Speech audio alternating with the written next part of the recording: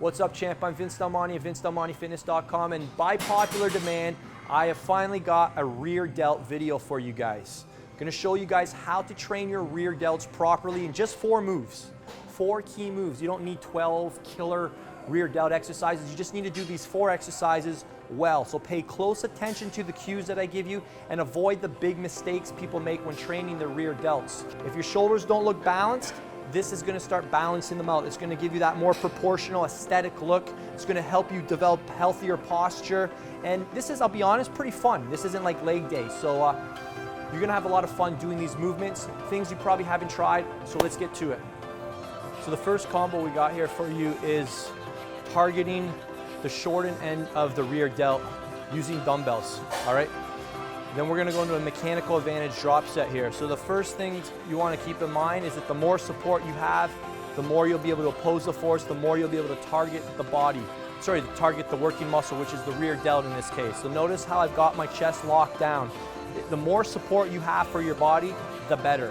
All right, the next big thing I want you to notice is how I'm protracting my shoulder forward before I initiate the movement. This helps you avoid scapula retraction, which has nothing to do with building your rear delts. All right, so you have to reset on each rep to make sure you're initiating with the delt. The delt's only going to require about 6 to 12 inches of movement, and the greatest opportunity for growth is in that top position. That's why you see me holding it for 2 seconds at the top. All right, so those are your challenges. When you can start applying those cues, you'll see your rear delts grow. When I get fatigued, I go into what looks like a row, but really what I'm thinking about with my elbows is not, back and forth. It's elbows out, elbows in, as if the dumbbells were attached to the end of my humerus.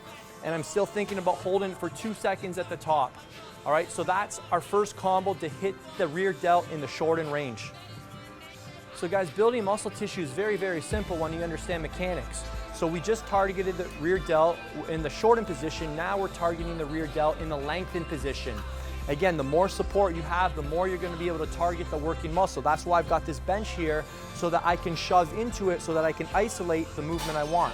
Now, I'm not thinking about pulling the cables back. I'm thinking about pulling the cables out. Write that down. Cables out, cables in, cables out, cables in. Again, it's a limited range, 6 to 12 inches, but you're initiating with the rear delts.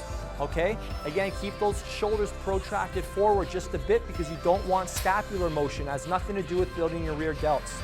And you notice as soon as I'm done this, I replicate what I did with the dumbbells, but with the cables. I shorten what's called the moment arm, the distance from the challenge thing to the axis. And then notice what I do next here. I stand up when I'm done my set, and I do what I did with the dumbbell, but with the cable. I shorten the moment arm, and now I continue exhausting the rear delt, bringing the resistance closer to the joint, which makes it easier so I can extend the set and continue exhausting the rear delt. So we applied the same concepts to 2 different portions of the rear delt, the shortened and the lengthened position. Boom, now your delts are gonna grow. So that's it, guys. You got those 2 combos there. How many sets you should do? I don't know. How many reps should you do? I don't know. That kind of stuff needs to be dictated by your muscle fiber type. Someone who's fast twitch is going to do a different amount of load and volume and intensity than someone who's slow twitch. So those variables, those physiology things, those program design things have to be customized to you for best results. I'm not just going to throw generic things, which is what everybody else does. I've created a quiz to help you train according to your muscle fiber type. You just click that link above. It'll take you to a page where you can get that quiz started. If you're on your phone, click the first link in the description. You can take the same quiz, and you can start seeing what your rep ranges, your sets, your reps would look like for a guy based on your genetic type, your fiber type.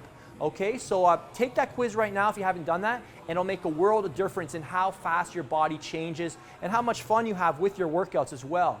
Thank you so much for watching. Let me know what you want me to cover next in the comments below. Like this video if you enjoyed it, and as always, don't forget, there's only one way to live, and that's living large. Peace out.